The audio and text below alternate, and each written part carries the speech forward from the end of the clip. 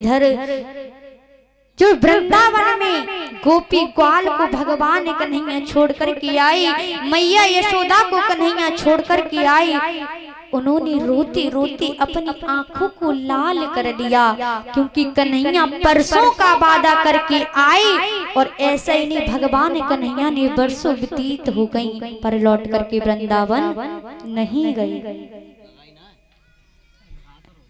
वृंदावन भगवान कन्हैया नहीं गई, सारे ग्वाल वाल इंतजार करते हैं आज मेरा कन्हैया आता होगा, आज मेरा कन्हैया आता होगा। कोई भी रथ पे सवार होकर के आता है तो ग्वाल कृष्ण कन्हैया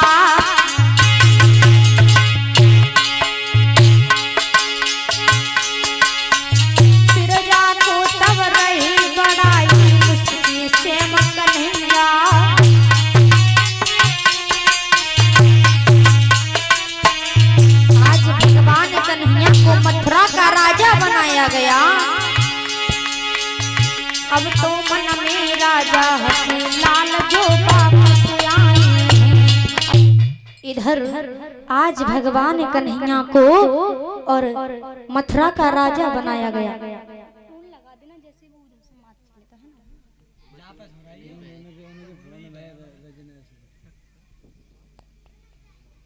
आज भगवान कन्हैया को मथुरा नगरिया का राजा बनाया गया। धीरे धीरे समय व्यतीत हुआ, मैया देवकी अपने कन्हैया लाल को देखकर की बड़ी ही खुश है, अपनी आंखों को लाल कर दिया, क्योंकि कन्हैया परसों का वादा करके आए और ऐसा ही नहीं भगवान कन्हैया ने वर्षों व्यतीत हो गई पर लौट करके वृंदावन नहीं गए। वृंदावन भगवान कन्हैया नहीं गए, सारे ग्वाल वाल इंतजार करते हैं आज मेरा कन्हैया आता होगा, आज मेरा कन्हैया आता होगा। कोई भी रथ पे सवार होकर के आता है तो ग्वाल वाल सभी दौड़ पड़ते, लगता है मेरा कन्हैया आ गया। पर जैसे ही पास में पहुंचते हैं तो कहते हैं मेरा कन्हैया नहीं आया, बड़ा ही झूठा है रे छलिया, तू बड़ा ही झूठा है, मुझे नहीं पता। ग्वाल वाल बड़ा ही विलाप करते हैं श्याम सुंदर आ जाओ। इधर मथुरा में भगवान कन्हैया महलों में कक्ष में बैठे हैं पलंग पे। एक दिन भगवान कन्हैया ने क्या किया, कक्ष में उठ करके एक बड़ी सी खिड़की थी, बड़ी सी खिड़की, उस खिड़की में से जो यमुना का तट था वो दिखाई देता था। भगवान कन्हैया को एक दिन जैसे ही खिड़की के पास में पहुंची तो वो तट दिखाई दे गया। जैसे ही तट दिखाई दिया तो भगवान कन्हैया को वृंदावन वासियों की याद आ गई। इधर देवकी जो माखन मिश्री लेकर के कक्ष में पहुंची, लाला आवाज लगाई कन्हैया देख मैं तेरे लिए क्या लेकर के आई हूँ, देख तेरी प्रिय माखन मिश्री लेकर के आई। जैसे ही भगवान कन्हैया ने सुना कि माखन मिश्री, तुरंत अपनी उन्हें मैया यशोदा रानी की याद आ गई कि ऐसे ऐसे मेरी यशोदा मैया मुझे बुलाती थी, देख कन्हैया तुझे भूख लग रही होगी, देख तुझे मैं माखन लेकर के आई हूँ। भगवान कन्हैया को इतनी याद आई कि अब तो चीख चीख के भगवान कन्हैया कक्ष में रोने लगे। जैसे ही रोए तो मैया देव की एक छड़ी भी भगवान कन्हैया के कक्ष में नहीं रुकी, तुरंत लौट कर के नीचे आ गई और जवाब दिया पिया पता नहीं लाला को क्या हो गया है, उसने माखन मिश्री खाने से इनकार कर दिया। और जैसे ही मैंने आवाज लगाई तो वो जोर जोर से रोने लगा। भगवान कन्हैया को रोने क्यों लगी, क्योंकि जैसे ही उस खिड़की के किनारे आए तो यमुना का तट उन्हें दिखाई दिया। यमुना का तट उन्हें अपना बचपन याद आ गया कि इसी तट पे मेरी गोपियाएं नीर भरने के लिए आती थी। मेरी राधे रानी इसी यमुना पे जल भरने के लिए आती थी। और भगवान कन्हैया ने देखा कि कुछ ग्वाल जल भर के जा रहे हैं, तो भगवान कन्हैया भूल गए कि मैं मथुरा में हूँ। अब तो चिल्लाने लगे, रुक जाओ गोपियां, गोपियां रुक जाओ, अरे मैं भी आ रहा हूँ।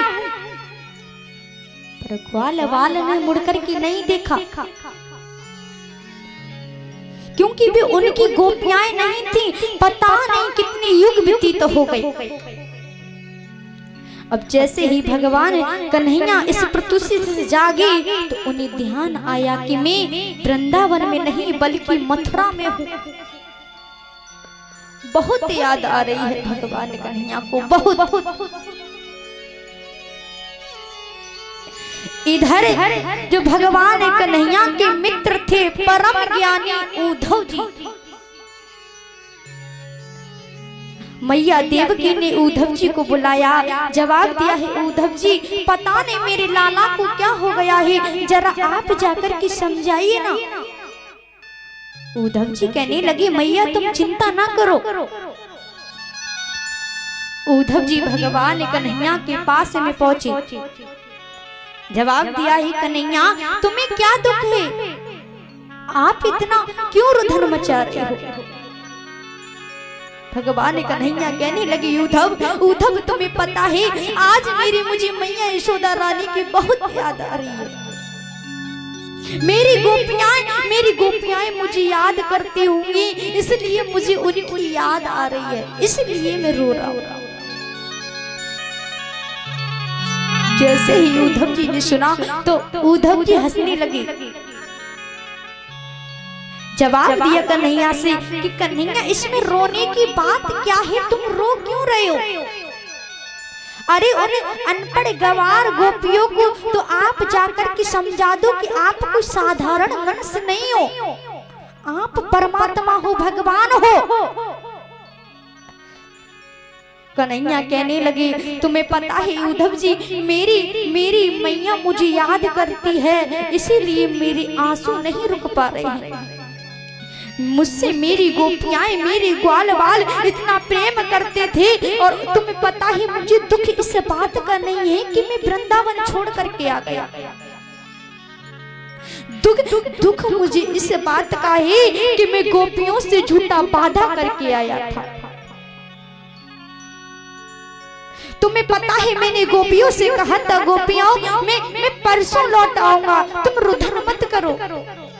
लेकिन आज बरसों व्यतीत हो गए, मैं लौट करके वृंदावन नहीं गया हूँ। मुझे पता है मेरी गोपियां मेरे इंतजार रोज बैठ करके करती हैं, रोज मेरा गोपियां इंतजार करती होंगी, इसीलिए मुझे उनकी आज याद आ रही है। और तुम्हें पता है मेरी मैया यशोदा नंद रानी इतना मुझसे प्रेम करती थी कि बिना मुझे भोजन खिलाए भोजन नहीं करती थी। एक दिना में थोड़ा सा लेट हो गया, गाय चराने के लिए गया तो थोड़ा सा लेट हो गया। आकर के मैंने देखा तो मैया यशोदा नंद रानी रो रही है, और जैसे ही मैं आया तो मैया यशोदा नंद रानी ने मुझे गले से लगा लिया, लाला तू लेट मत होया कर, क्योंकि जरा सा भी तू लेट होता है, देर करता है तो मेरा दिल घबराने लगता है। इतना प्रेम मुझसे मैया यशोदा नंद रानी करती थी। और मुझे पता है मेरे पिता नंद बाबा मुझसे इतना प्रेम करते थे कि जब तक मैं उन्हें अपने हाथों से खड़ाऊ नहीं पहनाता था, चप्पल नहीं पहनाता था, तो मुझे चप्पल नहीं पहनते थे। वो मेरा इंतजार करते थे, जानबूझ के खड़ाऊ नहीं पहनते थे और मेरे सामने जाकर के निकल के जाते ताकि कि कन्हैया खड़ाऊ उठा करके लेकर के आए। और मुझे आकर के पहनाए। मुझे पता है उद्धव, जिस दिन से मैं वृंदावन छोड़कर के मथुरा आया हूँ, मेरे नंद बाबा ने खड़ामों को नहीं पहना होगा। इतना प्रेम मुझसे करते हैं।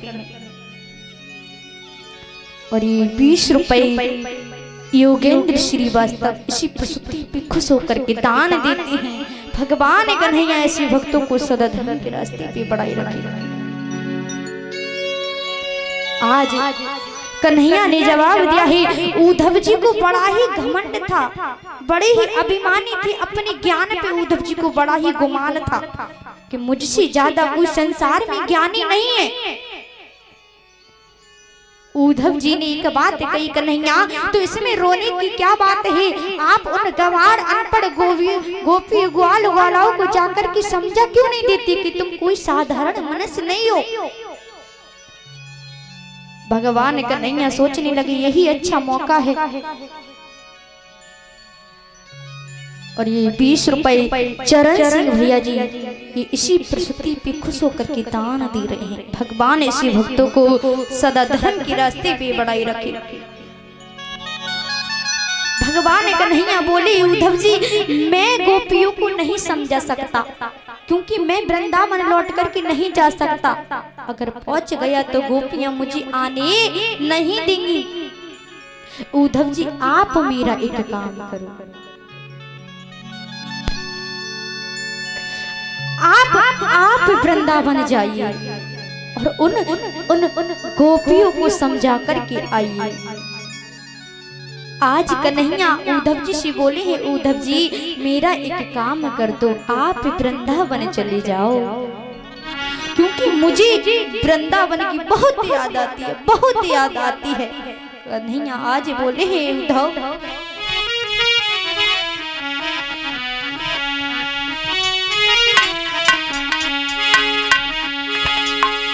और मेरी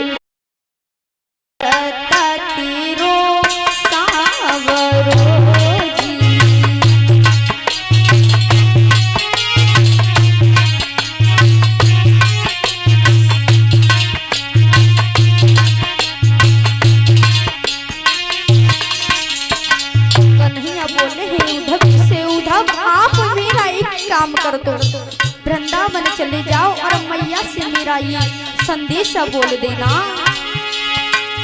अरे मेरे ऊधो ऊधो वृंदावन जइयो, मैया से जाय कइयो, याद करता तेरो सावरो।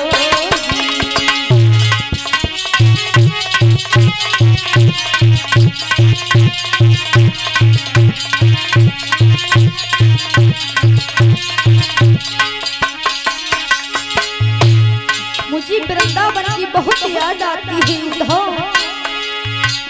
वृंदावन को कंकल कंकल मेरी अखियन में झूमे,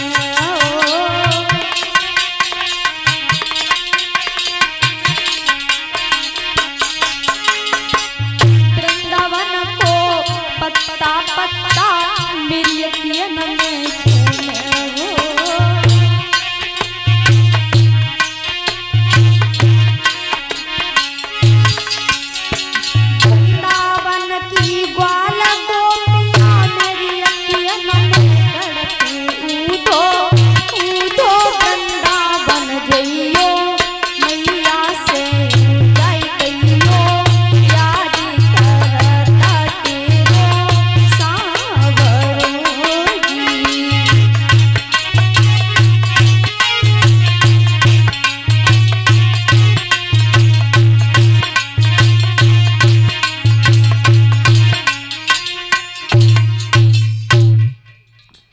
आज भगवान कन्हैया बोले हैं, उद्धव जी आप मेरा एक काम कर दो, मेरा संदेशा गोपियों को जाकर के दे दो।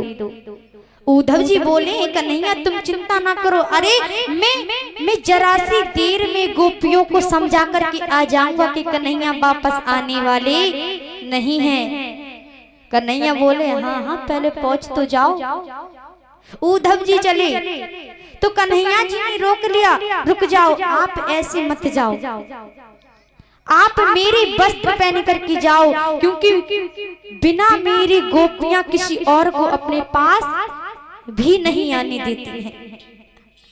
अगर आप मेरी ये मोर पंखी, मेरी बंसी, मेरे वस्त्र को पहन करके जाओगे तो गोपियां ये समझेंगी कि कृष्ण कन्हैया लौट करके आ गए, तब तो वे अपने पास में तुम्हें आने देंगे। आज उद्धव जी ने भगवान कन्हैया के वस्त्रों को पहना, रथ को सवार हुए और वृंदावन की ओर चले। जैसे ही वृंदावन की ओर पहुंचे हैं, एक ग्वाला को रोक लिया और जवाब दिया, आप ये बताइए कि नंद बाबा का घर कहाँ पर है? नंद बाबा का घर कहाँ पर है?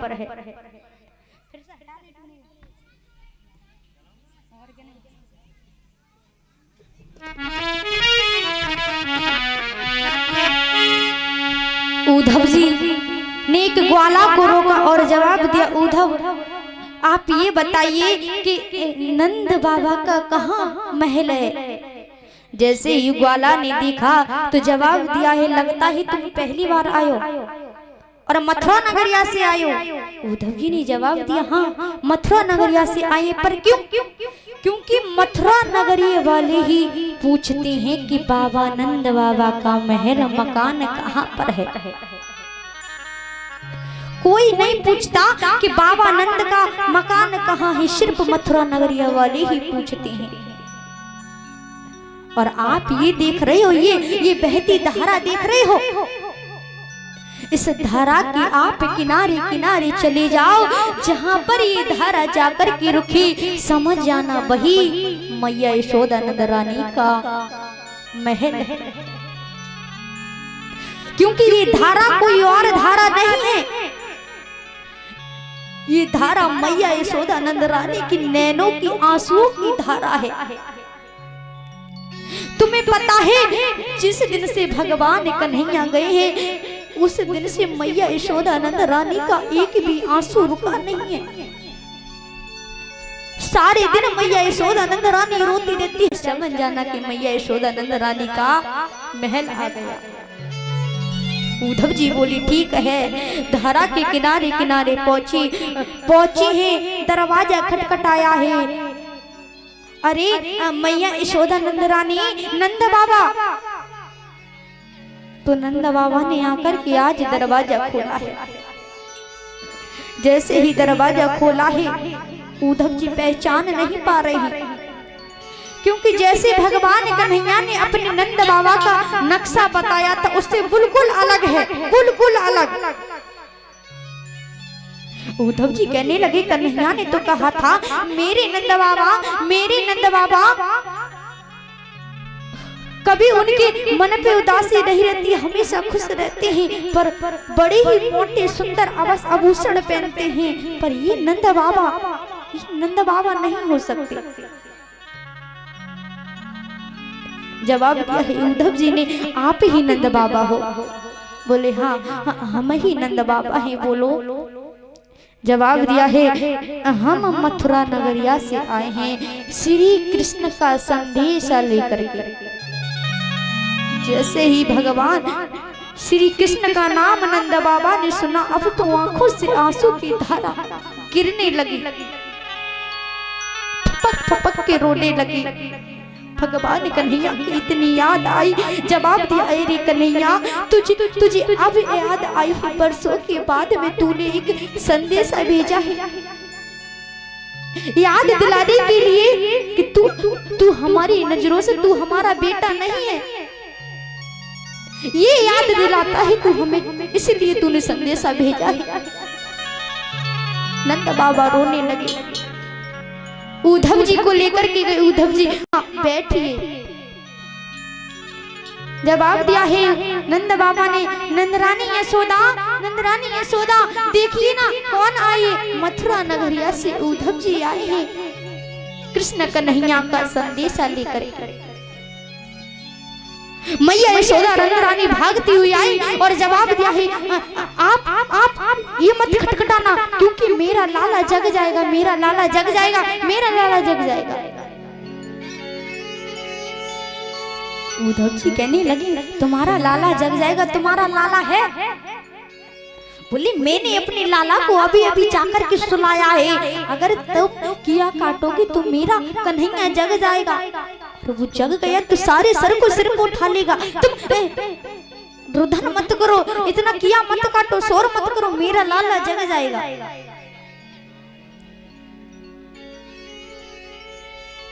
उद्धव जी कहने लगी जरा तुम्हारा लाला है? मैया नंदरानी बोली लाला है तो जरा आप उस लाला के हमें दर्शन कराओ।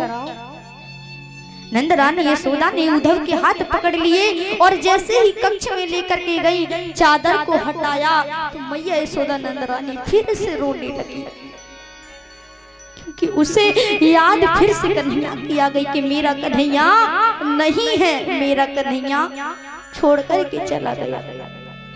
और इतना रोई, इतनी रोई, उद्धव जी को बताने का मौका ही नहीं मिला। इतनी मैया नंदरानी यशोदा रोई के बेहोश होकर के गिर गई।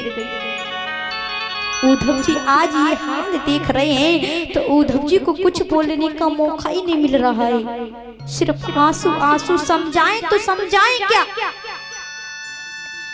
यशोदा नंदरानी फिर से होश में आई है।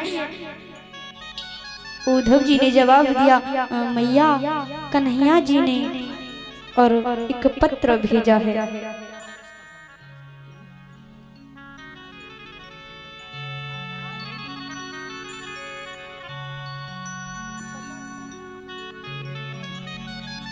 और ये 50 रुपए चरण सिंह भैया जी और 50 रुपए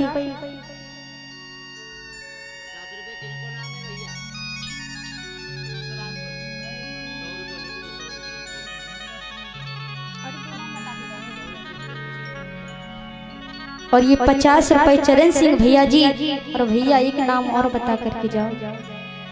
और 50 रुपए अमित भैया जी, ये दोनों मिल करके इसी प्रसूति पे खुश होकर के दान दे रहे हैं। और ये 50 रुपए बेनाम भैया जी गुप्त दान दे रहे हैं।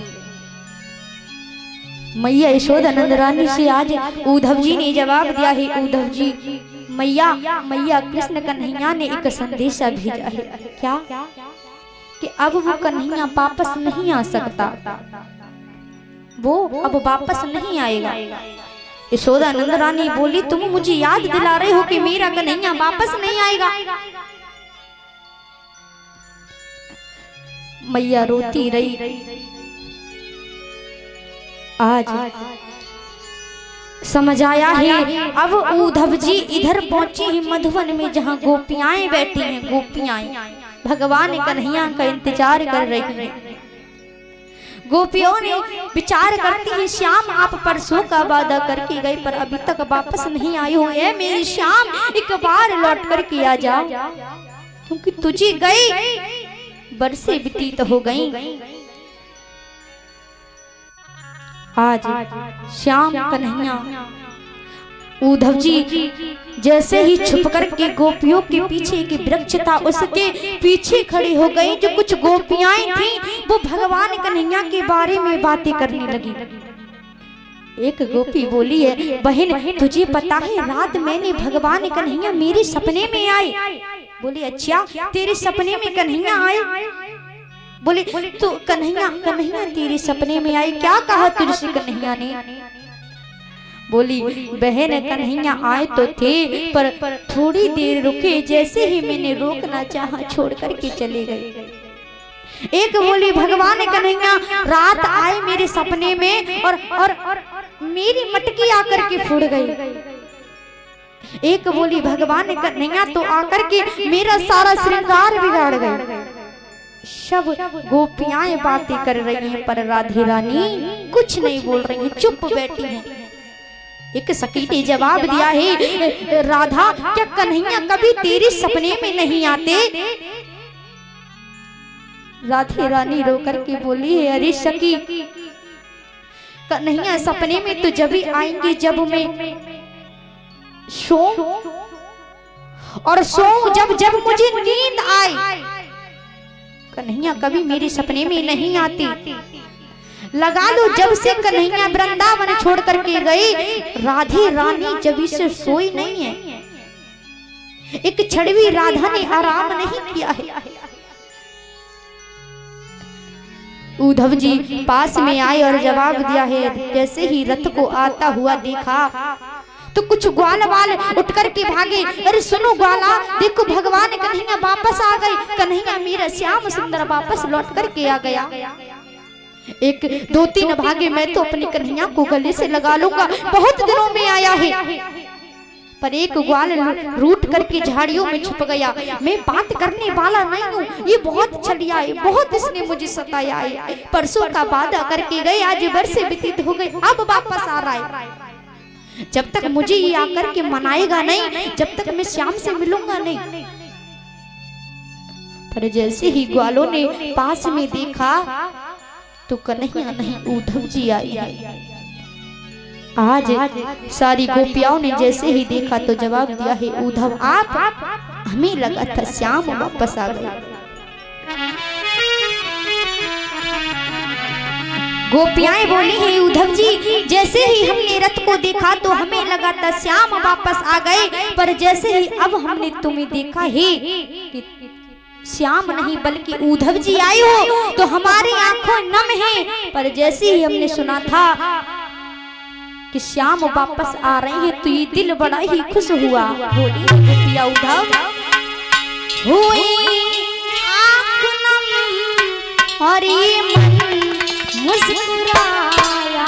उद्धव हुई आँख नम और ये मन मुस्कुराया।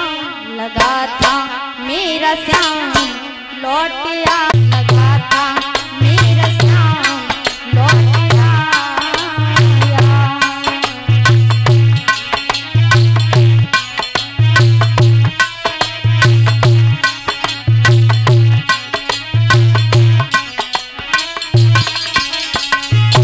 गोपियाएं बोली है, उद्धव जैसे ही हमने रथ को देखा तो लगा था मेरा कन्हैया मेरा सबरिया वापस आ गया।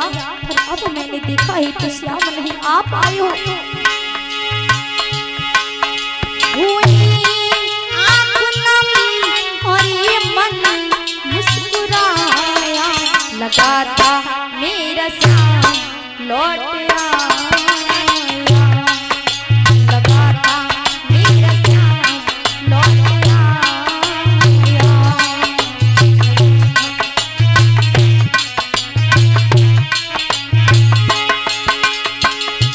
और गोपी कहती है, उद्धव जैसे ही ग्वालों ने आकर के हमें बताया कि श्याम वापस आ गई, बड़ी ही खुशी हुई।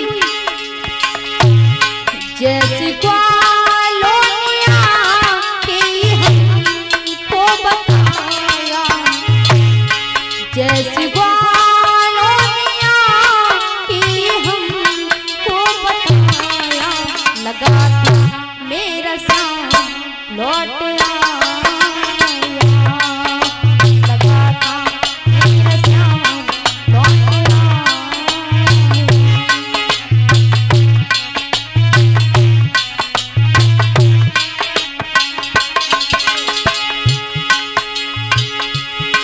छोड़ के श्याम जाके से मथुरा गए।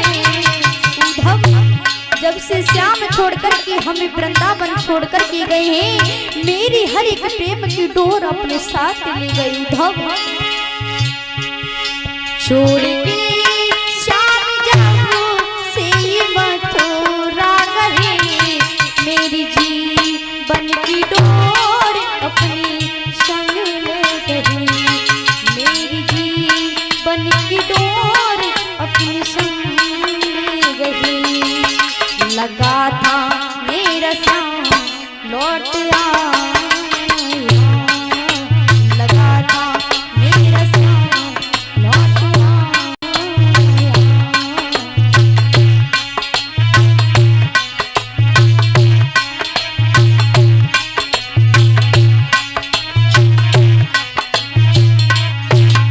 अब राधा कहती है, मुझे नहीं पता कि श्याम से प्रेम करने का ये इंजाम होगा कि ये दर दर हमें भटकना पड़ेगा, तो हम श्याम से कभी प्रेम ही नहीं करते। क्या यही प्रेम करने का ही नाम है?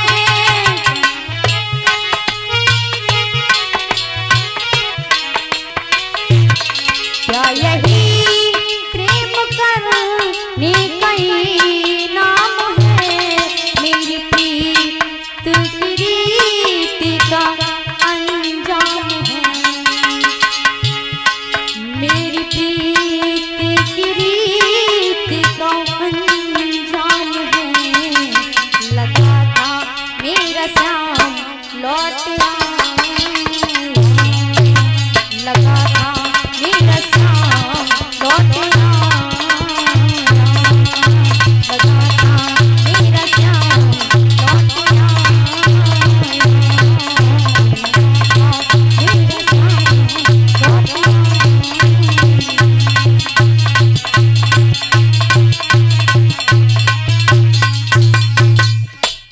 गोपियों ने जवाब दिया, हे उद्धव जी, लगा था कि